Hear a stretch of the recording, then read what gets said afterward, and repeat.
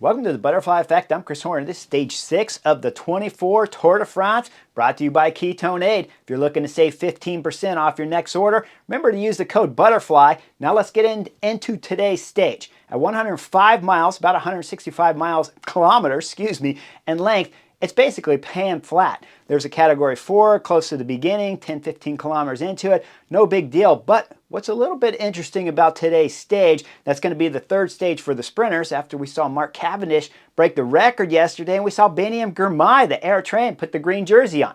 We saw some epic stuff already in stage 5, and back in stage 3, Beniam Girmay won stage 3. So this is the third sprinting stage here at the 24 Tour de France. Now when the racing starts, like I was telling you, what's most interesting is going to be there's just enough wind out there. I always hate just enough wind. Now, what I like about it is we're not all bored and doing piano, going super slow throughout the whole 105 miles of the course, or at least 95 miles, and then the last 10, hard, fast, and scary. But I always hated doing 90 miles easy.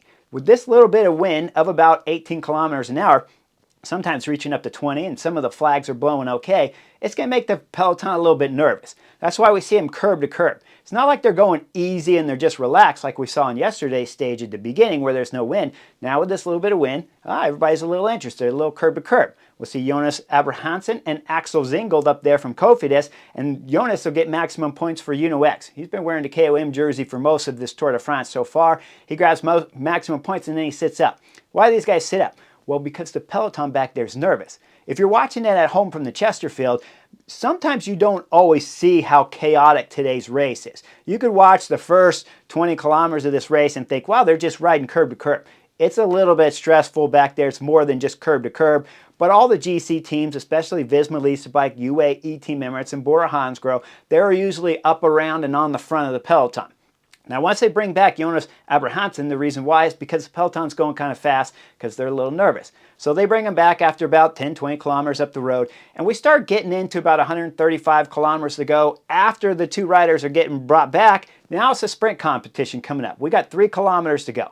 As they're coming in the sprint competition, Jasper Philipsen's going to wax everyone. He's going to take maximum points. But Beniam Girmay is right in there in the top 3, so he's in a fine position. He's wearing the green jersey.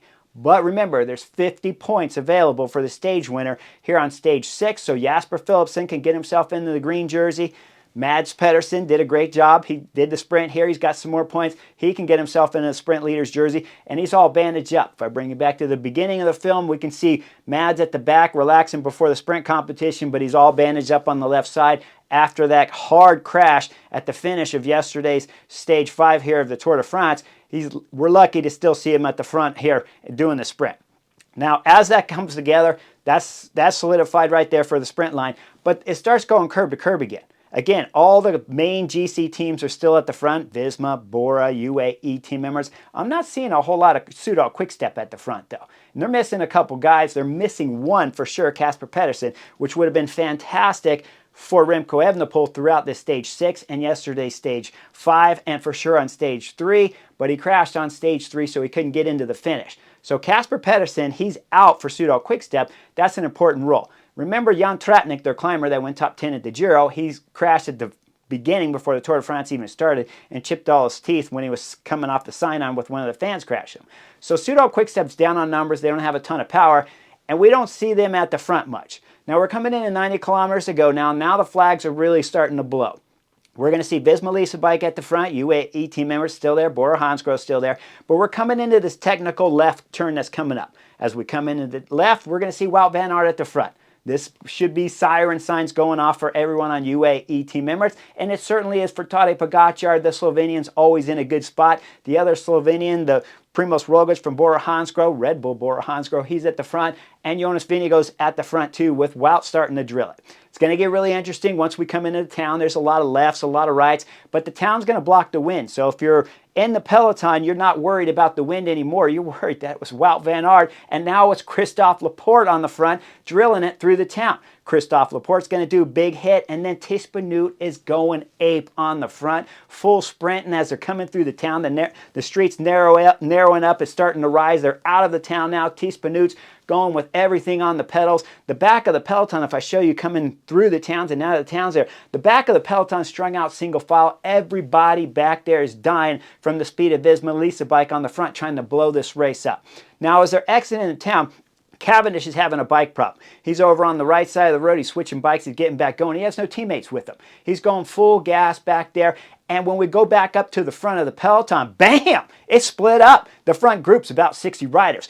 Tadej Pogačar in the race leader's yellow jersey, he's up there, but he's got no teammates. If I take you back to the second group, all 7 of his teammates are in the second group. And at the very back of that second group's Adam Yates. Just in front of him is going to be Ayuso and Sivakov up there. We got Tim Wellens up near closer to the front of that second group, but not quite on the front. Eventually, they're going to start working back there in that second group to try to bring back the first. But we go up to the front. What's happening? Visma Lisa bikes all over the place at the front. Bora Hansgrohe's doing pulling because they got Primoz Roglic in there. I show you the aerial shot when we start backing up the camera down through that front group of about 60 riders. Well, Remco Evenepoel made the split too. But all I could see is one teammate. That's Johnny Moscon that's in there trying to look after Remco Evenepoel. But when you got 60 guys, it's problem. The sirens are going off for the DS Director Sportif for UAE team members as he's asking who's in the front group with Tadej Pogačar. Now the riders don't even know. They're getting on the radio and they're saying, I think it's Sivakov. But Sivakov is in the back second group because I could show you a picture of him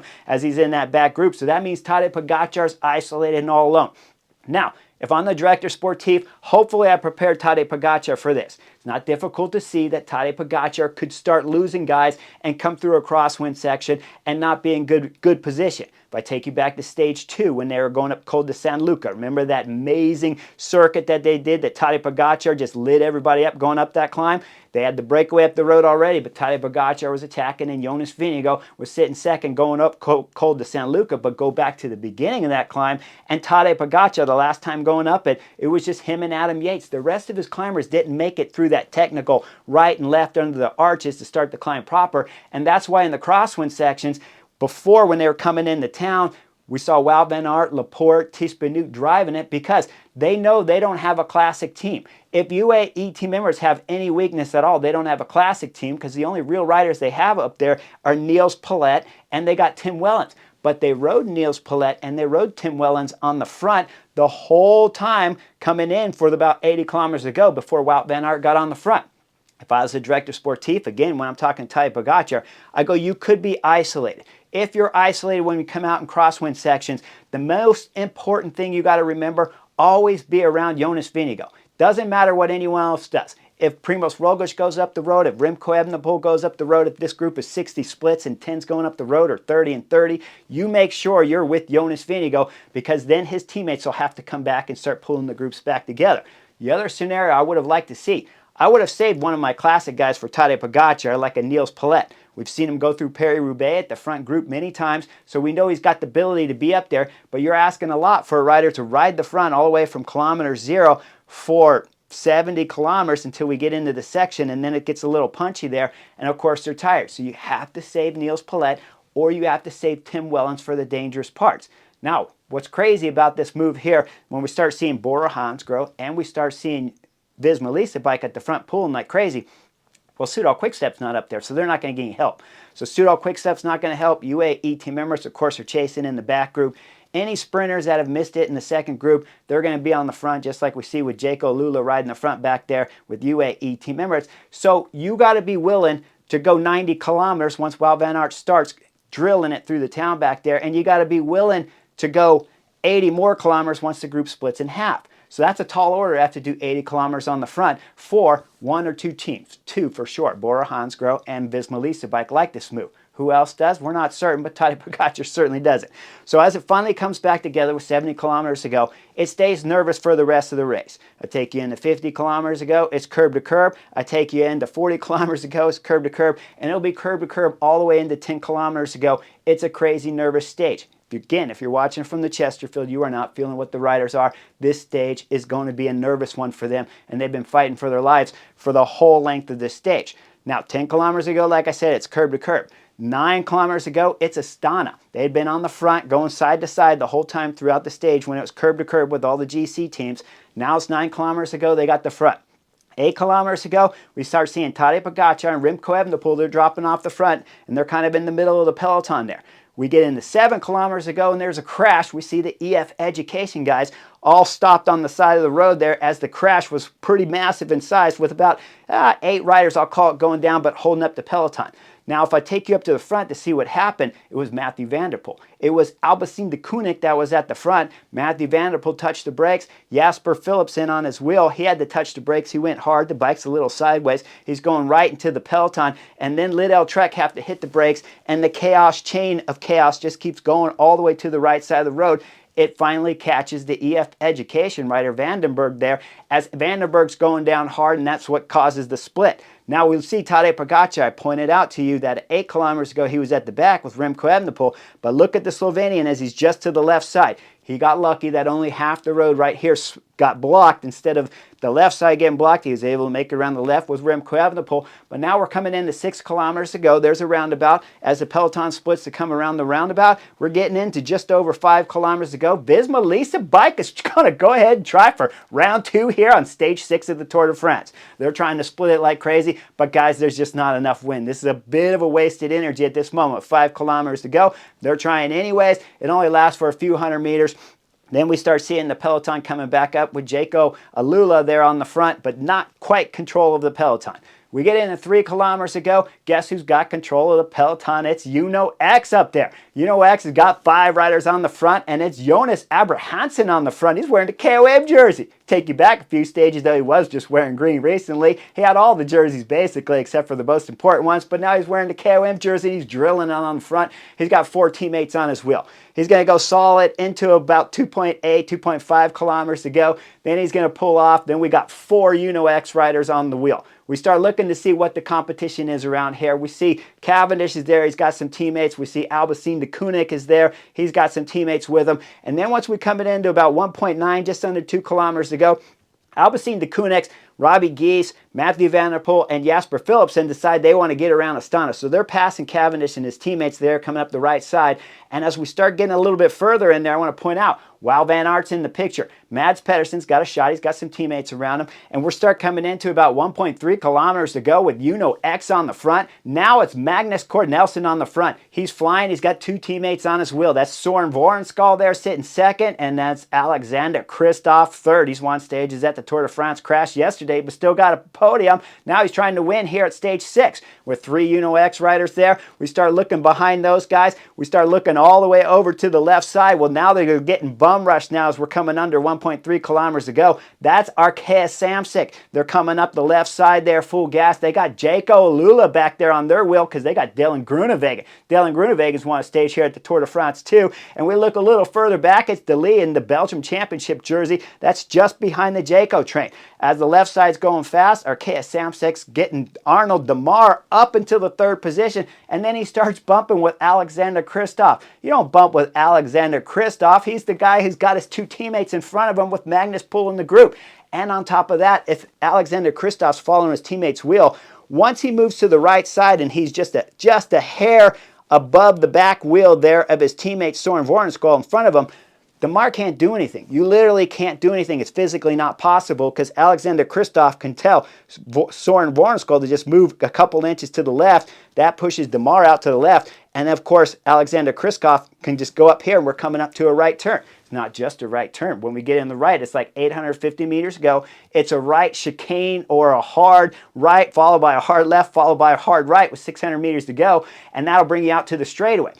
But let's take you right back before that right turn. We're coming into that right turn. Let's start looking as Arnold Demar there is going to lose the battle, and Alexander Kristoff gets back to the back wheel of his teammate there. Now we're starting the right. Demar's still on the left. Let's take you back there on the left side as we start seeing before they enter this corner, Dylan Groenewegen is coming up from Jaco Alula on the left. He's got a teammate up in front of him. I'm going to take a guess and say it's Luka Mezgec. We start looking behind Dylan Groenewegen over to the left, a little more to the center of the road. Well, that's Arnold De Lee right there, the Belgium champion, and he rides for Lotto Destiny like I was telling you. Now let's look just behind Uno X as we start seeing the riders that are coming into this right turn in good position. Well, we'll see Wout van Aert's in good position, and he's behind the Alpecin de Koenig rider. That's Robbie Geese. Behind Wout van Aert, there's Mathieu van der Poel. Behind Mathieu van der Poel, Jasper Philipsen, the big-time green jersey winner here from last year's Tour de France, who went in multiple stages.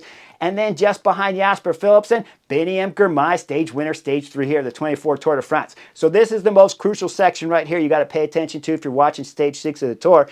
They're coming into the right turn. Arnaud Delis is going to come through the next left. He's going to slide over, and he's going to be able to get the wheel there from Beniam Girmay and get himself onto the back end of Jasper Philipsen. As they're coming through the left, Dylan Groenewegen's in a fine position too. Now they come out of the left, they get ready to go into the right. This is the final turn. It's going to exit with about 600 meters just there under here on stage 6. As they're coming through this right, we're going to see up front that it's still X going full gas. That's Magnus Cort Nelson. Where's he finding these legs? He looks fantastic. Soren Varenskull's on his wheel. Alexander Kristoff sitting third. X is a small team, probably the smallest here in the Tour de France, and they're leading on stage 6. As they exit the turn, take a look at Robbie Geese. That's looking in fantastic position, sitting just behind the wheels there of X as he looks right over his shoulder. He takes a pause. He looks right over his shoulder. He wants to see where his teammates are, because just behind Wout van Aert is Mathieu van der Poel, like I was telling you, and Jasper Philipsen. Mathieu van der Poel sees that Robbie Geese is looking back. That means he wants to get on the wheel. As Robbie Geese is hanging out there waiting for Mathieu van der Poel, he accelerates on the back wheel. Now take a look at Wout van Aert that was sitting on the wheel there, Robbie Geese. He thinks that that's not a good wheel, so he's going over to the left, over to the Soren Varenskull, getting ready to lead, because Magnus Cort Nelson is just getting ready to blow. With Soren Varenskull on the front, with Alexander Kristoff, the sprinter, on his wheel, Wout van Aert went over to the left. Now, all of a sudden, Alpecin de Koenig's finding some legs. I take you into yesterday's race. It was Alpecin de Koenig's Mathieu van der Poel that just didn't have the punch and came up short on yesterday's stage 5, and that's why Philipsen didn't have a shot at winning yesterday's stage, and Cavendish did win 35 victories. Now, let's get back into this race. Robbie Geese is flying up the right side. We're going to see Wout van Aert leave the left center of the road there. He's going to come back right. He's going to slide, and he's going to take everybody off of Jasper Philipsen's wheel. So he's sitting third. Mathieu van der Poel is doing an amazing lead out. He's coming from about just over 350 meters when he started it. Now we're coming into 350 as everything's starting to line up on the right side of the road. Once we start getting into 250, though, it's going to get interesting. Arnaud Delis back there from Lotto Destiny, he starts his acceleration at 250. Wout starts his acceleration. They're coming around Jasper Philipsen. Look over to the left, just behind in second place there of Arnaud Delis. That is Dylan Groenewegen from Jaco Lula. As Dylan Groenewegen's following the wheel there, a lot of Destiny riders. We're going three wide behind Mathieu van der Poel, but now we're hitting 200 meters to go. Jasper Philipsen starts his attack right here at 200 meters to go to the line and try to win stage 6. As he punches off the wheel of Mathieu van der Poel, he's got the two riders coming up on each side from behind him. He's pushing over, and we see Wout van Aert has to move closer over the fencing as Jasper Philipsen starts his sprint. Now as they come past Mathieu van der Poel, starting to blow right now. We're coming into about 150 meters to go. They're 3-4 wide now in the front. We get up to 100 meters to go. They're going 5 wide. We're talking about Wout van Aert, Jasper Philipsen, Beniam Girmay's just in the picture, but not quite even. Go over to the left. Arnaud Delis, go more to the left. That's Dylan Groenewegen way over there to the left. Going to 75 meters to go. Jasper Philipsen's hooking right on Wout van Aert and holding Wout van Aert up against the fencing. Wout van Aert backs off on the pedals. He's going to lose today, stage 6. But Jasper Philipsen's still in the front group here. Now we're coming into 50 meters to go. It's going basically 4 wide. We're going to see that it's Gaviria coming from the back as he's slotting up, but he's still not quite even with these guys. And so we got Jasper Philipsen, we got Beniam Girmay, we got Arnaud Delis now starting to blow. We got Dylan Groenewegen on the left. It's going to be a bike throw. Once we come to the line, it's a 3-way bike throw. As we see Jasper Philipsen cross the line, we see Beniam Girmay cross the line, and we see Dylan Groenewegen cross the line. Once they get a few meters after the line, you see Dylan Groenewegen and Jasper Philipsen both look at each other. One's looking left, one's looking right. Neither one knows who wins. Then all of a sudden we figure it out that Dylan Groenewegen wins stage 6. Jasper Philipsen gets second, and Beniam Girmay gets a podium here to hold on to the green jersey. But wait a minute. That's not exactly what happened. I told you Jasper Philipsen, when I show you the picture again from the aerial shot, Jasper Philipsen put Wout van Aert into the fencing. He's going to get relegated. He's gone. He loses his second place, loses his second place green points,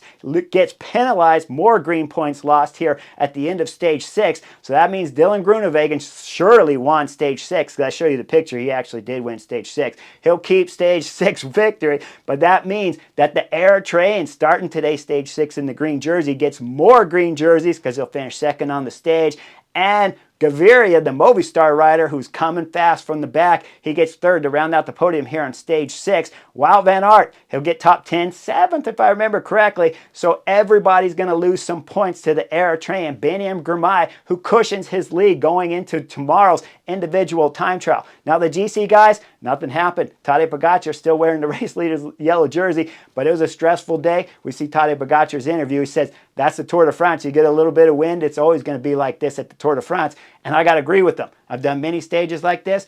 Let me tell you, it was stressful all day long. Hope you appreciate the butterfly effect. Like and subscribe. I'll see you guys on the next edition for tomorrow's individual time trial. The first, well, second, third, or fourth big time battle here at the Tour de France, because it's been epic, but it's an individual time trial, so you know there's going to be some GC selections after tomorrow's stage 7 of the Tour de France. See you real soon.